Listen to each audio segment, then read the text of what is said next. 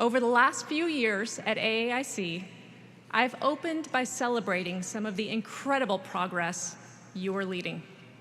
We're going to do that today and all week. But the moment we are in requires a different conversation. I want to focus on the broader research funding environment and the impact it is having on your careers, your teams, and the progress you are working toward for people and families around the world. It feels like every week we are hearing about United States government grants that have been delayed or even canceled in the US and globally. Staff who have been laid off or let go. Budgets that have been cut. Some of you might even be joining us virtually this year because of a change in your funding or the landscape at your institution. Alzheimer's and dementia research. More than 15 years ago, we recognized the urgent need to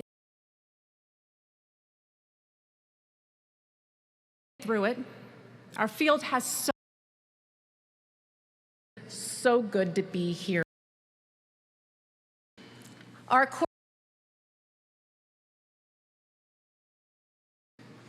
So we are looking ahead to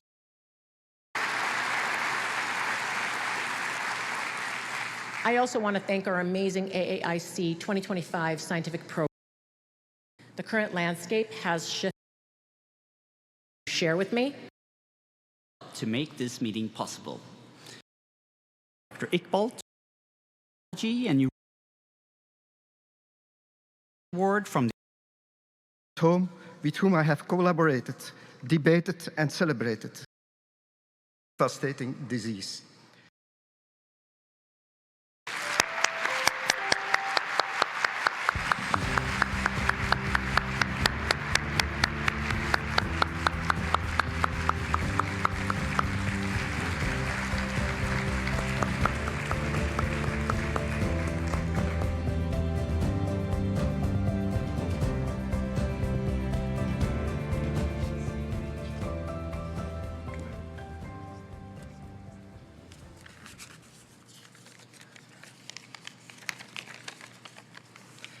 Dear colleagues and friends, thank you for this recognition of my contribution to understanding and confronting this complex and devastating disease. Alzheimer's disease strikes so many people at a time when life should be at its fullest. I am deeply grateful to the Alzheimer's Association for its broad, inclusive vision and for supporting the best science wherever in the world. Actually, Alzheimer's Association was instrumental for the start of my career as a young researcher when they gave me my first international grant, a Pioneer Award. This is also a moment to thank the many colleagues here and at home with whom I have collaborated, debated, and celebrated. It's a privilege to be part of such a vibrant and inspiring field. But above all, I want to express my gratitude to my trainees, technicians, postdocs, and staff scientists in Leuven and in London, past and present. I have learned far more from them than they have from me. Thank you. This is an exciting time with real momentum. The first glimpses of disease-modifying therapies, the arrival of blood-based biomarkers. These were far dreams when I started my career. These advances are now reshaping our field and are reasons for hope. I see the Khalid Iqbal Lifetime Achievement Award not as a conclusion, but as a motivation to keep going. I will stop when we can prevent Alzheimer's disease. Thank you.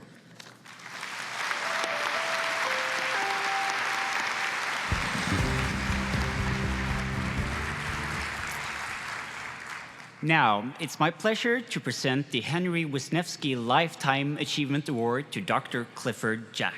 Dr. Clifford Jack is Professor of Radiology, specializing in neuroradiology, and the Alexander Family Professor of Alzheimer's Disease Research at Mayo Clinic in Rochester, Minnesota, in the United States. As a global expert in this space, his Aging and Dementia Imaging Research Lab is engaging in brain imaging research in cognitive aging, in Alzheimer's disease, and related disorder. The lab's goals are to understand how various imaging measures relate to neuropathology, fluid biomarker, genetics, psychometric, and cognitive and behavioral phenotypes.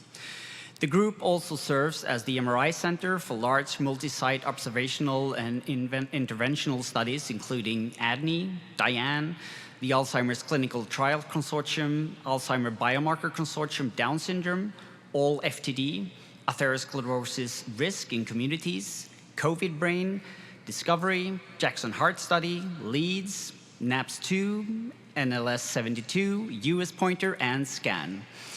He is world-renowned for influential criteria and framework that are fundamental to our current understanding of neurodegenerative disease.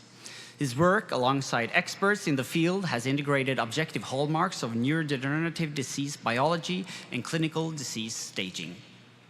Many of you in this audience have likely cited the Jack curves and also started your presentations with these curves. These are some of the most recognizable representations of disease progressions in our field. So, without further ado, the creator of the Jack curves himself, please join me in congratulating Dr. Clifford Jack.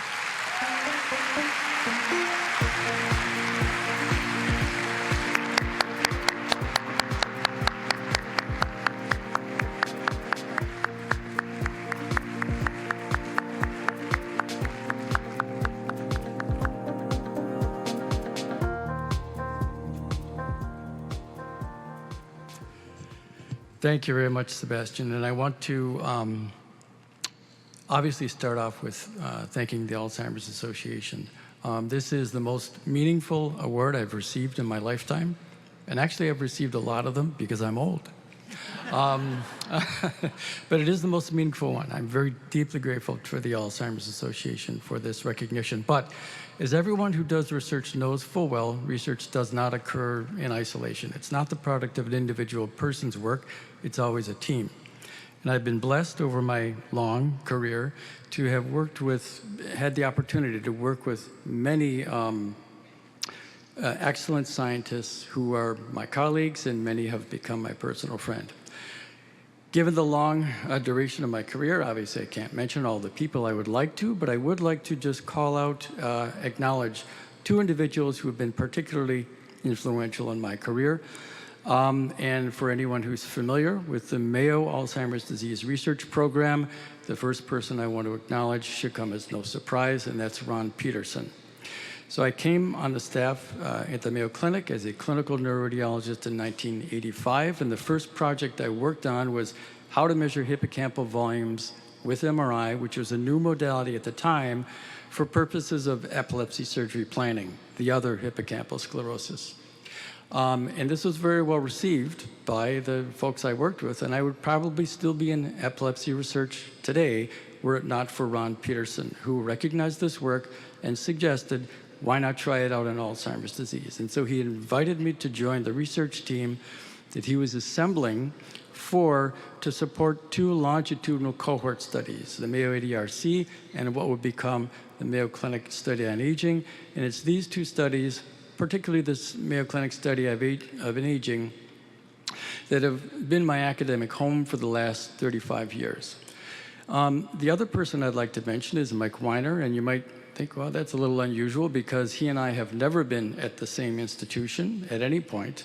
But as everyone knows, Mike is the founder and the PI throughout the history of ADNI.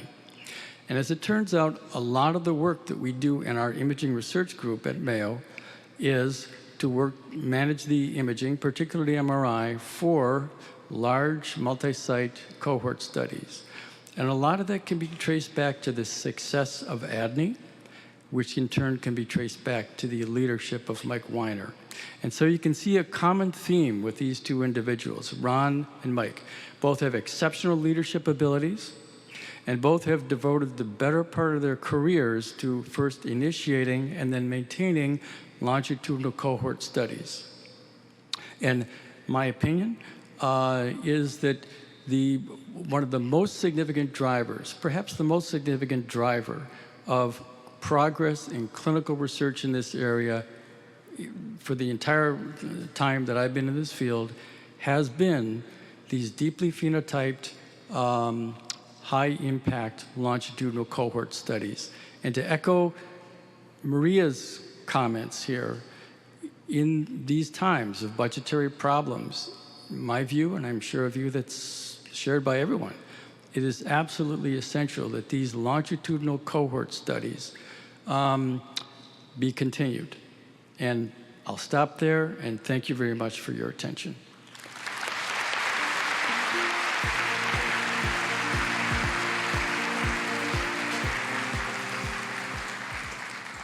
And finally, it is now my pleasure to present the Bengt Wienblad Lifetime Achievement Award to Dr. Mary Sano. And I would like to welcome Dr. Wienblad to the stage to help us present the award.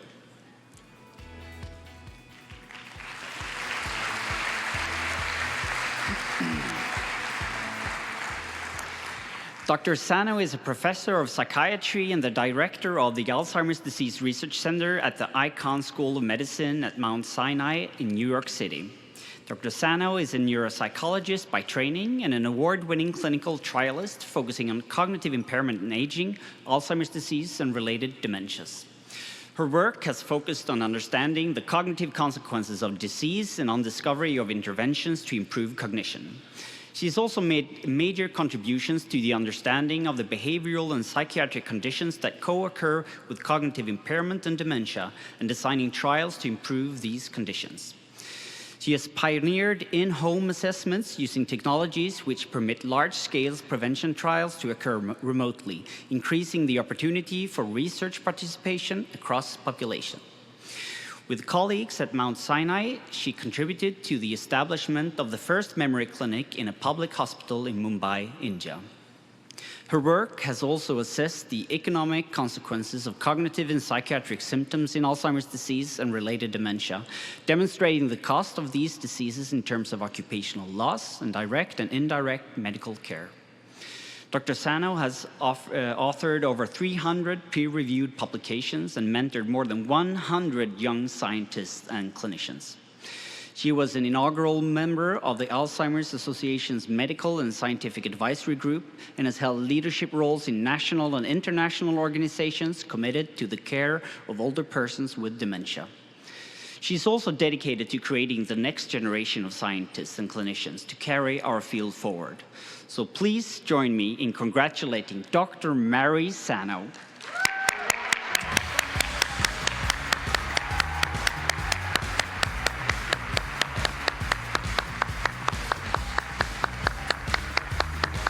She's got a speech next, right? Yeah.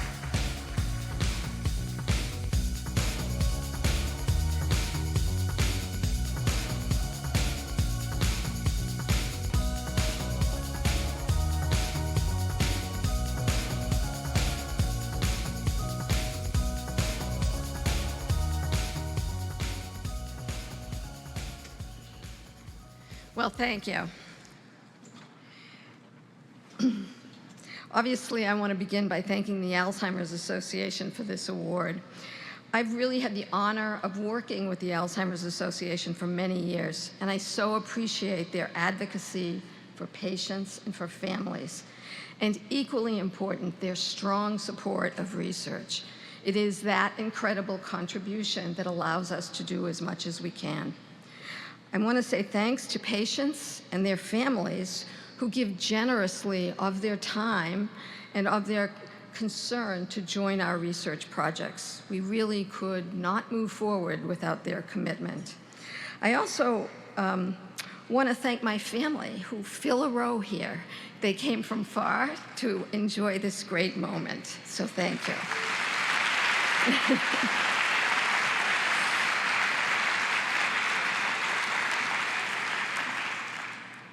I have been incredibly fortunate to have seen real progress in Alzheimer's disease, raised awareness, new treatments, better ways to diagnose.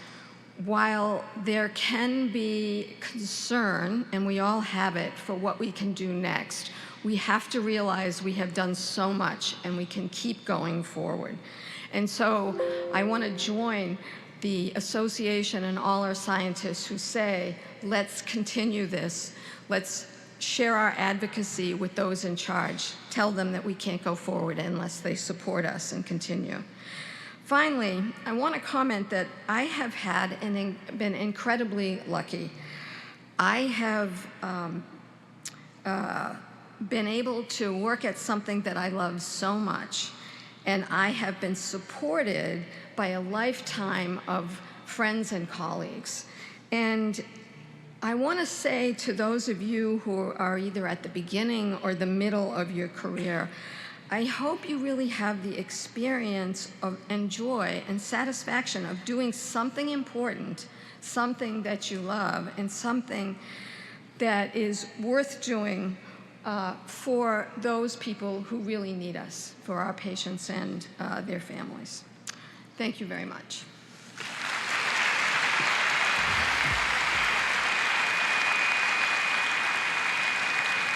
Please welcome Alzheimer's Association Chief Operating Officer, Donna McCullough.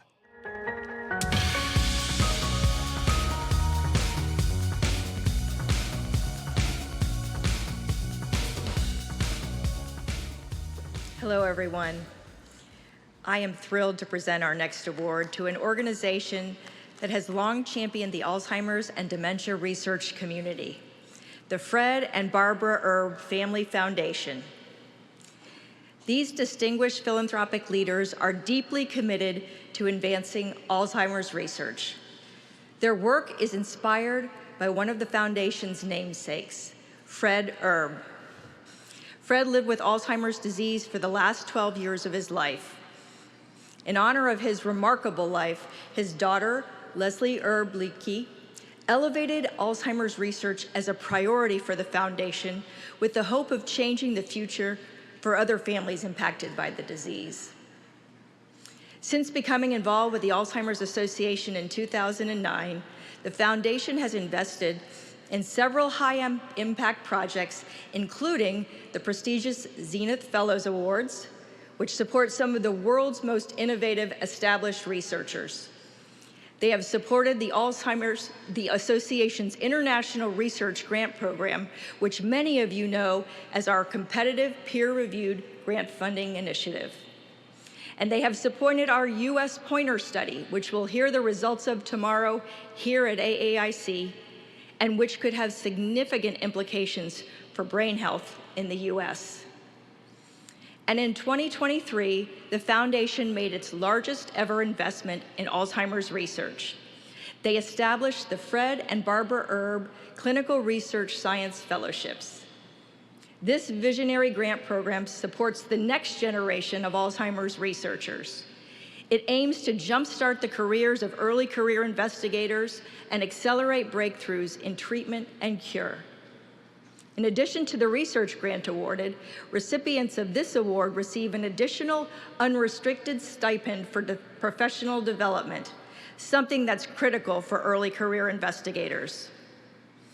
For their clarity and purpose, game-changing focus, and a dedication to a world without Alzheimer's and all other dementia, please join me in congratulating Leslie Erb Leakey, John Erb, and the Erb Family Foundation.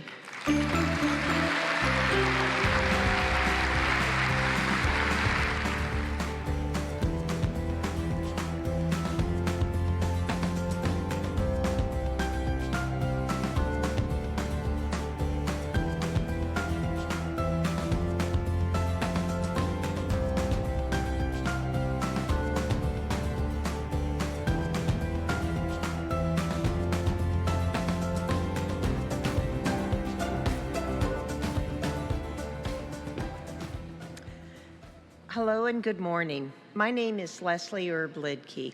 I'm honored to be here with my brother John Erb to accept the 2025 Jerome H. Stone Philanthropy Award on behalf of the Fred and Barbara Erb Family Foundation.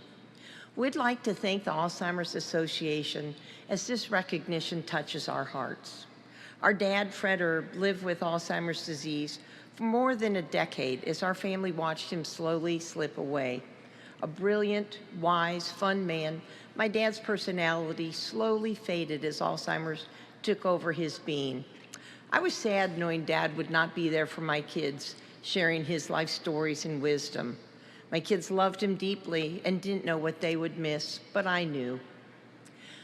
While Dad is gone, we continue to hope and strongly believe that our involvement in funding research will help move the needle closer to finding treatments and ultimately a cure for this terrible disease. We want to thank all of you here at this AAIC, especially the researchers.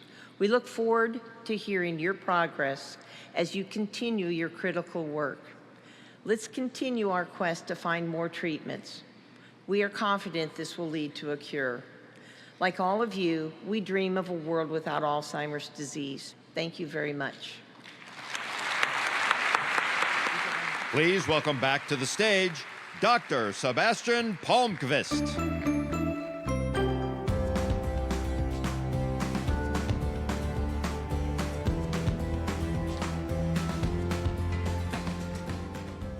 I hope you're not tired of me yet, but this is the final time, I promise, because now it's my great pleasure to finally introduce the first plenary speaker of the conference, Dr. Sylvia Villeneuve.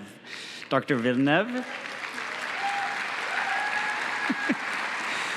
you will have a second time to make applause for her. Dr. Villeneuve is an associate professor in the Department of Psychiatry at McGill University in Montreal, Quebec. She is a director of the Studies on the Prevention of Alzheimer's Disease, or STOP-AD Center, and she is the principal investigator of the Prevent AD cohort. She holds the Canada Research Chair in Early Detection of Alzheimer's Disease, and her team uses multimodal neuroimaging, including MRI and PET, as well as fluid biomarkers, including plasma and CSF, to investigate brain changes and associated with age and neurodegenerative diseases. So now, please join me in welcoming Dr. Sylvia Villeneuve for her presentation titled, Biomarkers and Clinical Trajectories of Preclinical AD. Welcome.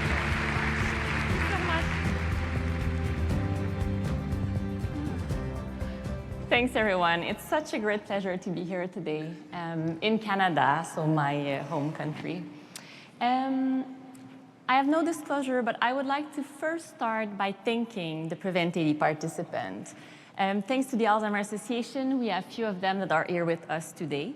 I would like also to thank the STOP-AD research team, my trainees, my mentor throughout the years, and that it was Bitsen before the funding agency. We absolutely need you. Without you, all the work that we're going to be presenting at this conference would not be possible.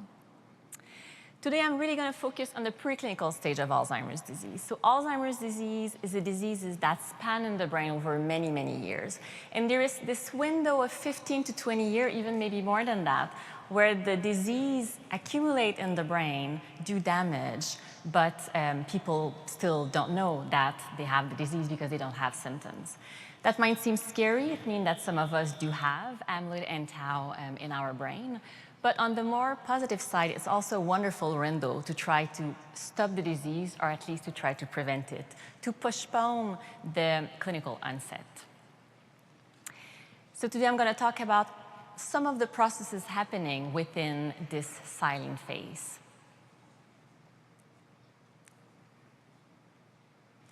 The presentation will be divided in 4 sections. Don't be surprised, the first section is longer than the other. So I'm first going to talk about the core biomarkers, so amyloid and tau, and how do they relate to clinical progression.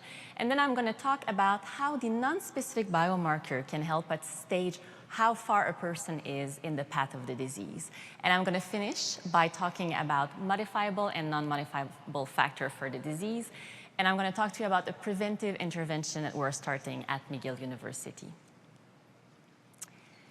So Alzheimer's disease was first described in 1906. And then for many years, and still in most of the countries today in the clinic, we diagnose people with Alzheimer's disease based on the presence of clinical symptoms. And the reason for that is that because for many, many years, we could only see the disease at autopsy. We could only see these amyloid plaque and neurofibrillary tangle when people were unfortunately dying. One of the main changes in the field of Alzheimer's disease was really when these biomarkers became available. And more recently now, we have amazing blood biomarkers that are absolutely accelerating the field of research and will have a main impact also into clinic. So here is an example on the left of a person that did a PET scan. 2 of them were cognitively normal and impaired when they did the PET scan. And then the one on the right suffered from Alzheimer's disease, dementia. And what you can see is that you have this individual in the middle with as much amyloid plaque in his or her brain than the one fulfilling the criteria for dementia. These are the individuals that we are studying in the lab, trying to figure out, can we do something to postpone the disease? On the right, you have, so what it's showing from the Harvard Aging Brain Study, but we see this really consistently across cohort, is that you have about 25% of cognitively normal older adults that do have elevated level of amyloid in their brain, and again, they have no symptoms. One of the main questions right now is if we follow them over time, will they develop the symptoms? And this is what these biomarkers allow us to do, because now we can track the disease in vivo for many, many years. And then it's a very important question, because if they do all develop the symptoms, if we are able to follow them for long enough, that means that they have in their brain a disease that will lead to cognitive impairment, and this disease is Alzheimer's. If they don't, if a portion of them don't, this is also interesting, because it means that other factors are, we know that several factors are important, but it means that amyloid and tau might not be enough, and then that these individuals actually are just at risk of having the disease. This discussion on how should we define these individuals with amyloid and or tau biomarker positive but no symptoms is actually one of the most interesting discussions I think that we have had in the field of research over the last year, over the last few years, but really over the last year. There is a feature research session today discussing these terminology. I am the director of the PREVENT-AD cohort that we have here in Canada at McGill University. We are following about 400 individuals that were all cognitively normal when they entered the study. They all have a family history of Alzheimer's disease, so they are at increased risk of being in the preclinical phase of the disease. And we follow them every year since 2011. We have a mean follow-up on them of about 7 years. For some, we are following them since 14 years. It's absolutely amazing to have, as it was said before by Cliff, this type of cohort. When John Breitner started the cohort, these individuals, the aim of the cohort was not to share the data like ADNI, but within the last year, we have reconsented all our participants, and almost all of them agreed for their data to be shared with you, the scientific community. So if you want to use these data, look at the preclinical phase of disease, please come, we have a booth here, or there is the email in order to download the data. One main focus of our cohort is also to study lifestyle, to try to see what can change the course of the disease. In the first study that I'm going to show you, so every row is a participant. So you have on the upper row 2 individuals that were classified as being amyloid positive and tau positive based on PET scans. So in this first study, the first 128 participants that we scanned, when actually I started my career as a faculty, we divided them in amyloid positive or negative. And then the first thing that you can see here is that at that time, we had no one that were amyloid negative but tau positive. It's not that these persons don't exist, but what that suggests is that in the Alzheimer's disease process, you need to have some level of plaque in order for us to be able to measure the tau with our biomarker. Now to the results. So we scanned these individuals. They are all cognitively unimpaired, normal when they started in the study. And then we followed them for 3.5 years and then saw that more than 50% of the one in the A+, T+ groups, the one positive on both biomarker, developed mild cognitive impairment compared to less than 10% within the other group. We had quite a small sample, so the field is really sharing data, so we replicated these results in 3 different studies. And based on these results, we concluded that if you're positive on an amyloid and a tau PET scan, you do have the disease in your brain, and you will develop symptoms if not treated. However, we concluded that the ones that are just amyloid positive actually are, if something, just at increased risk of developing the disease. Now let me echo what Dr. Cliff Jack said, which is the importance of continuing these longitudinal studies. So this is, and before I do that actually, so these results have been actually seen in 2 larger cohorts multi-center cohort worldwide. So really this, if you're positive on amyloid and tau scan, a 15% progression rate, and then about 10% in the A+ only. Now, going back to Cliff Jack, the importance of having cohort that we continue following the participant. If we follow the participant now to 6 years, then the conclusion change. So in this A+, T+, same conclusion, but now we see that everyone have developed cognitive impairment, with 40% of the A+, T+ participants that have received a clinical diagnosis of Alzheimer's disease. Now, in the A+ only group, we see that this is the group now that start to have cognitive impairment, and even few of them now, unfortunately, have dementia. And the reason is probably not because tau is not needed. Tau is absolutely needed in the process of Alzheimer's disease. What's probably happening is that our PET biomarker are measuring very advanced form of the pathology. And this is what you see here on the right. So on this study on the right, we see the amount of in vivo PET level correlated with the amount of tau neurofibrillary tangle at autopsy. And then what we see is that when people reach a threshold of tau PET positivity, which is the dotted line, these individuals already have a lot of tau, advanced tau in their brain. What about the plasma biomarker? So the plasma biomarker are absolutely changing the field. They are cheaper, they are less invasive. It's not true that we're going to be able, at least in Canada, to do a PET scan in everyone, even for the new treatment, the anti-amyloid treatment. So the plasma biomarker captures soluble form of amyloid, so amyloid that is earlier in the process of the disease. And then among these plasma markers, the p-tau217 have been identified as a marker that is closely correlated with risk of progression to MCI or dementia. So what I'm showing you here on the right is the same study that I showed you before, but now instead of classifying people based on their tau PET result, I classified them on their blood biomarker result. And what you see is that if you're positive on the p-tau217, chances are that you might be in the process of Alzheimer's disease. If we combine this information with an amyloid plasma marker, then we can identify people maybe who are a little bit further in the process of the disease. The advantage of the plasma marker is that you can also measure non-specific biomarker for the disease, and then such as, for example, inflammation. So GFAP is a marker, not perfect, but a marker of inflammation. And what we know is that in cognitively normal individual, the amyloid positive participant do have increased GFAP level in measured with the blood. In the PREVENT-AD, so we have these longitudinal follow-up, and then we looked in the preclinical stage of the disease, which biomarker changed the most. And actually, GFAP, it is really changing in the preclinical phase of the disease. And this change is driven by female. We know that female are at increased risk compared to male to have Alzheimer's disease. So probably something to further investigate. Now, however, a warning is that the PET biomarker and the fluid biomarker are not measuring the same species. And it's not because you're positive on a fluid biomarker that it's necessarily a sign that it is the pathology leading to Alzheimer's disease per se.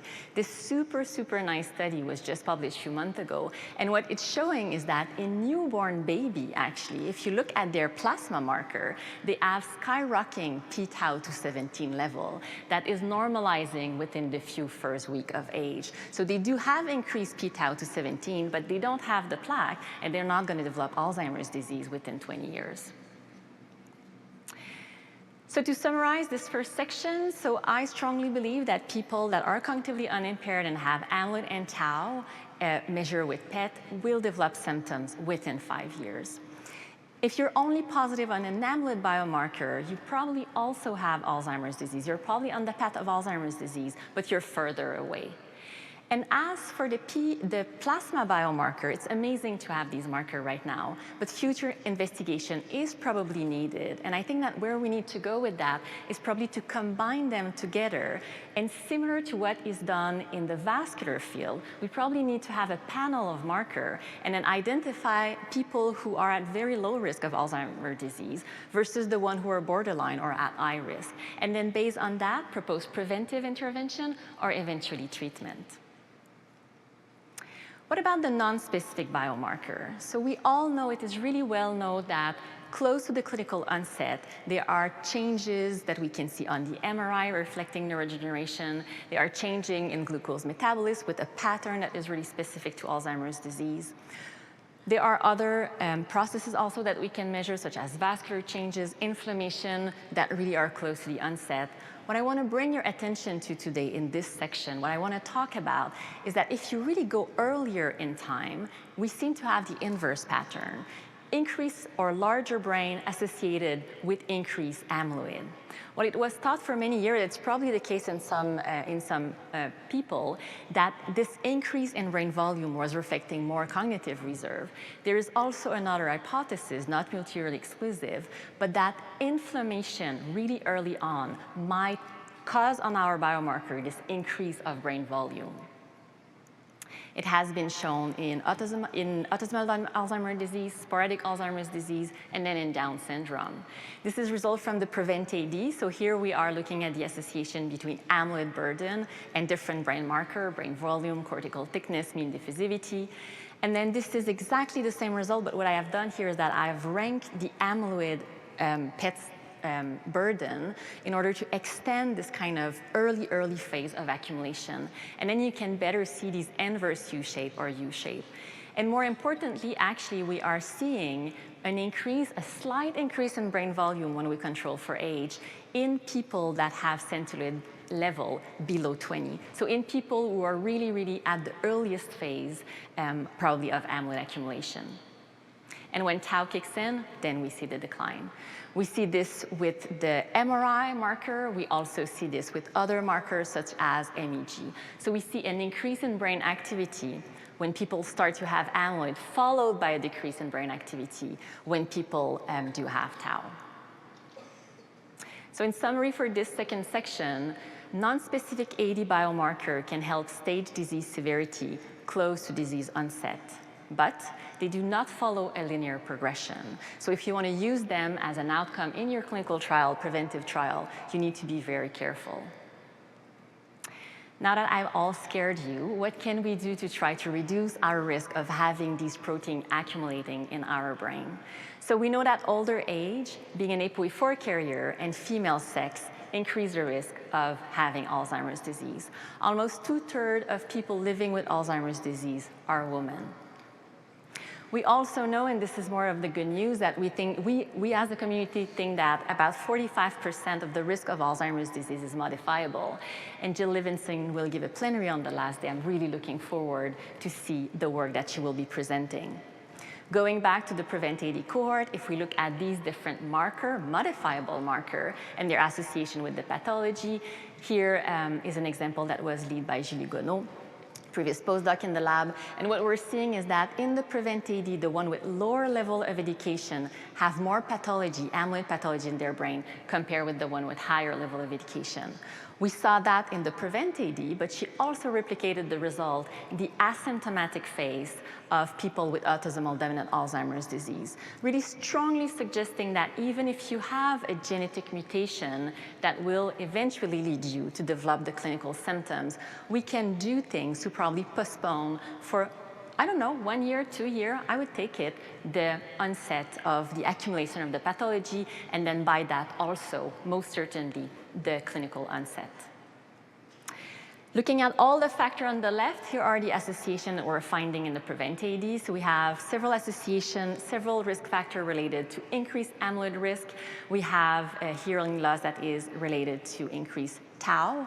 And then we have physical activity that are associated with both in the PREVENT-AD, amyloid and tau. As for the vascular risk factor, one thing that I want to put as an emphasis is that if I look at the association, if people with hypertension have more amyloid, I don't find this association. And the reason is because it seems that hyperintensive drugs seem to be protecting toward the accumulation of amyloid. We have the impression that the same is probably happening for cholesterol drug, that they have a protective effect on the brain. So vascular risk factor are a risk factor for Alzheimer's disease, but it seems that the ones that are taking medication are somehow more protected, something to be followed on. Now, this is a very busy slide, but I asked my team just for this plenary to take all the lifestyle modifiable factor that we have in the PREVENT-AD and to do a multivariate analysis. So here we're doing a PLS. And what does that mean is that if you look just below the amyloid, these are all the factors with their weight of how they are contributing to amyloid that you see on the brain. And then we did the same for tau. So which combination of modifiable factor are associated to tau pathology in the brain? And then what you can see is that the top candidate that seemed to be preventive against developing amyloid and tau is mindfulness. The fact of being able to be in the present moment, and then also among the factors that we looked at, it was the fact of being in a non-judgmental. So something happened, you're able to kind of take it in, and then maybe in a more relaxed way, so probably kind of with less stress, less vascular reaction. We think that this is one of the pathways by which mindfulness might be protective.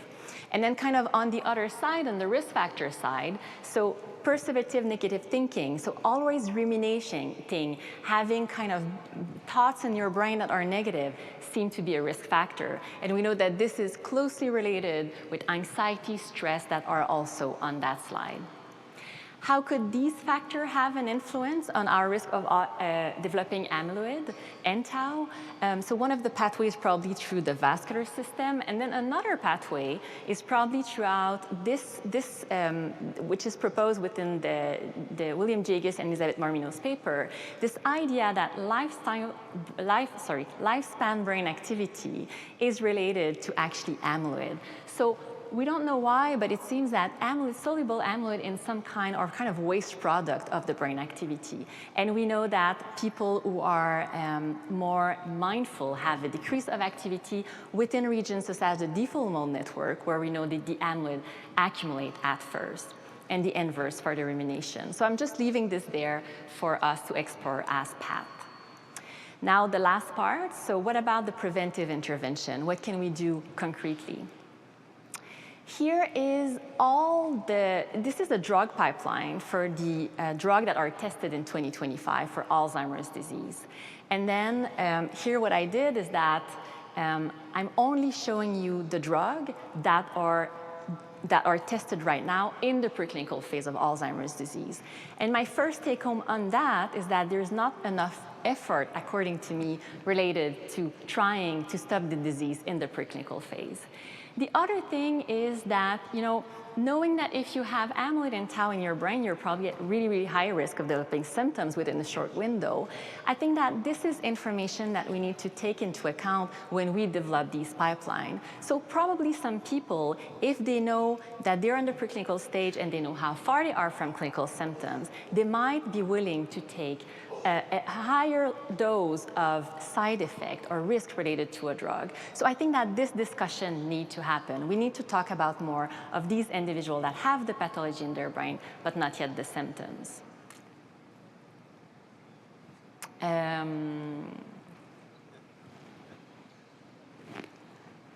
And the trial that we're starting at McGill University. So we're going to give a DORA drug to our participant to try to reduce this accumulation of amyloid and phosphorylation of the tau. So DORA are, the DORA are usually given to improve sleep, but we think that it could also help to reduce the first appearance of the pathology. We know that one of the mechanisms by which amyloid clear out, the brain clear out the amyloid is through systems such as the glymphatic system that are more activated when we sleep. There's also this wonderful study that was done in 2023 that suggested that if you give a DORA drug to people mid-age, and then you monitor their CSF biomarker every 2 hours. After 36 hours, you have a change in the phosphorylation of the tau, and then also in the amyloid marker. So really suggesting that the DORA actually might do something to the soluble form of amyloid and tau. Now, only a few weeks ago, this paper came out, and it's suggesting that if you give DORA, so this time lamberexant, to mice model of Alzheimer's disease, then they have reduced atrophy, they have reduced phosphorylation of the tau, and then the DORA seem to mitigate the microglia reactivity. So this seems, for me at least, like a very good target for the preventive phase of the disease. preclinical stage of the disease. So the trial that we're going to conduct, so we're going to enroll participants that we're going to give them the daridorexant or the placebo. They will take the drug for 12 months. The first biomarker, the first outcome that we will look at will be the phosphorylation of the tau. And then, of course, we're going to look at secondary outcome, at change in cognition, and then improvement of sleep. Now, to end, so what are the future perspectives? Well, I strongly believe that we need to better understand how these amyloid plaque aggregates together. Can we try to stop or prevent the disease even before this disease starts to accumulate? We need to understand why the plaque or kind of the amyloid are sticking together. We need to understand why the tau is sticking together, what is promoting the phosphorylation. And then in order to have clues on which kind of treatment we could propose or which kind of drug even we could develop, I think that we need to look at these risk factors for the disease and kind of ask ourselves the question, why are they risk factors and can we work on these pathways? The ApoE4 allele is the ancestral allele. So at one point in evolution, it was a good allele. Why is it that now actually it's harmful? I think that we need to understand that. Is it our lifestyle that have changed? And what about female? I mean, if you think about what is happening prior to the clinical phase of the disease, menopause, the transition to menopause, happens within age about 50, which is exactly 20 years prior to when usually people start to have cognitive impairment. Is it possible that the change in glucose metabolism, the increased inflammation, the change in the vascular system might put the brain at predisposition to be a super good environment for the amyloid to stick together and the tau to propagate? So I think that we need to go before earlier in time. So to conclude, cognitively normal individual with positive amyloid and tau biomarker will develop clinical AD if not treated. So we need to find a treatment. We should aim at slowing down or stopping the disease before clinical onset or even before amyloid aggregates into plaque. Plasma biomarker will be and are actually powerful tools to identify potential candidates for preventive intervention. And lastly, and most importantly, preventive intervention will need to be multifactorial. We know that Alzheimer's disease is not just amyloid and tau, and they will need to be personalized, and an increased effort needs to be devoted toward finding treatment for ApoE4 carrier and female. With that, I thank you for your attention. Enjoy your conference.